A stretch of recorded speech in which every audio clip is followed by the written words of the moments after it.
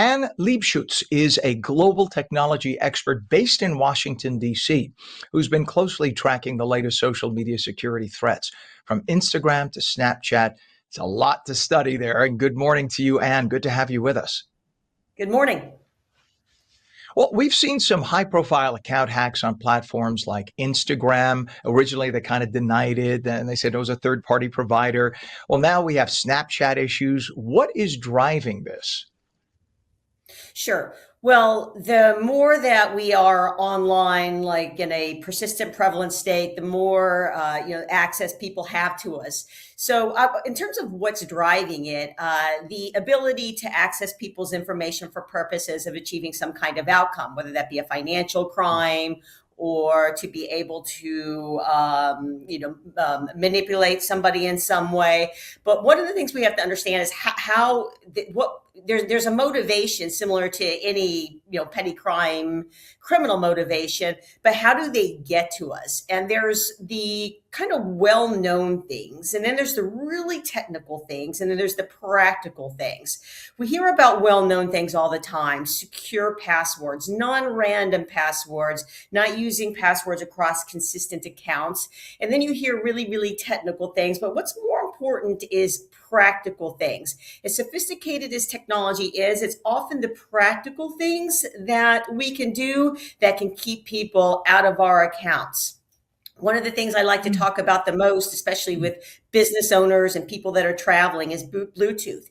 It's a proximity technology, meaning that people with devices can access and find pathways into your phone just passing by. So sometimes we think about really complex situations, but it's just the simple things we do, the parts of our devices that we keep on that allow pathways into our devices that allow people to find their way in.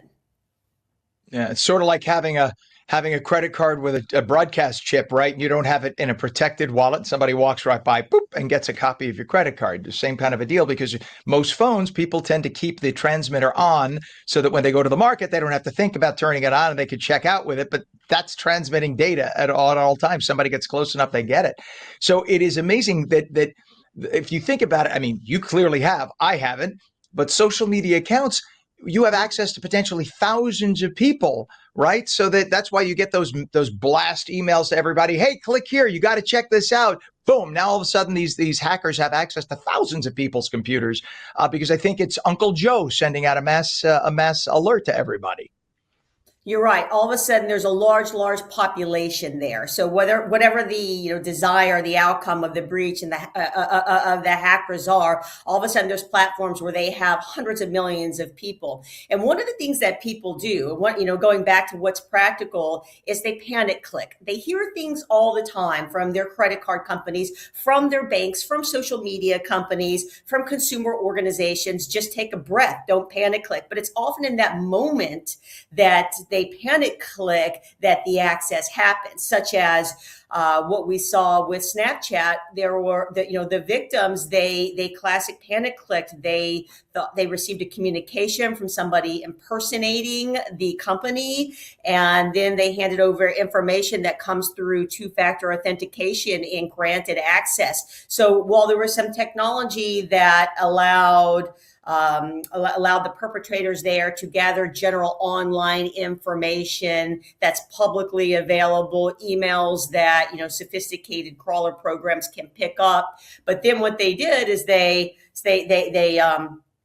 tried to access these accounts, and then those individuals were turned around and replied to a communication and gave them the password, gave them the two-factor authentication, and allowed them to access their accounts. So while they used technology, had they not panic clicked, had they not fell for that phishing, that social engineering, hey, I'm security, hey, I'm from the company, it would have stopped at that point. So understand, so you got to take a breath, don't panic click, remind yourself of the basics. And what we're here all the time, your company will not contact you for any type of security information, and take a breath and don't do it.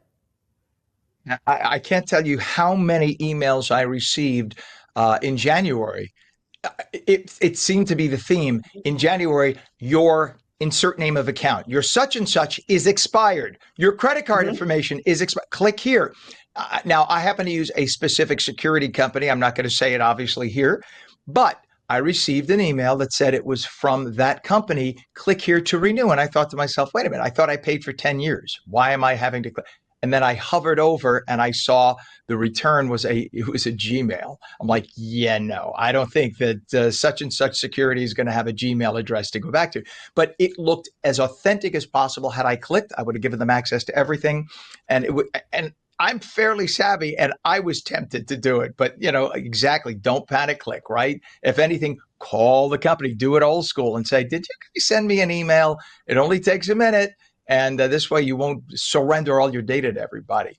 A lot of people don't even realize, I know, how much personal information that they're giving away online. I see people on Facebook, on Instagram, or Facebook, for instance, they put their full actual birth date. That's actually a very dangerous thing to do, right? I mean, I know other people who always put the birth date a few days off, but you put your real birth date out there, you're giving them some information to get background on you. That's right, because in a lot of business situations and financial situations, we're giving up social securities. You have to put birth dates, social securities, personal information, and the way a lot of these organizations are set up, people, if there's an unauthorized what we call breach, if there's a breach and there's an unauthorized exposure, people can in a moment collect that information off the API, off the system, whether it be a social media or other type of company that stores data online. You hit something extremely important, and it goes back to practical, and that is mindset and believing it can happen to you. It's a little bit, I say this in a way a little bit to be funny, but it's okay to be paranoid. Walk around believing it can happen to you and have that in your mindset. And even if it's just no matter what I'm going to do, no matter what, I'm going to count to 10 backwards and then look at this email, look at this text message, and then process things just a little bit slower. Literally just a little bit slower would stop a lot of these panic clickings and essentially opening the door to those that are trying to access your information.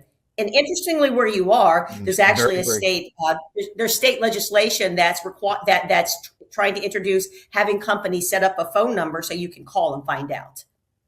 And only because we're down to 10 seconds, we definitely want to have a website for more information. Oh, sure. Well, to give a general information where all viewers can start is FTC is the Federal Trade Commission. This is your consumer protection. This is your consumer protection agency. And from there, you can drill down, and it's quite valuable. It actually has a lot of practical and operational information. All right. Great advice. All of it global. FTC.gov. All right. Global technology expert Ann Liebschuetz. Amazing information. And I will change my password today from password. I promise. Thank you for coming on this morning. Have a great day.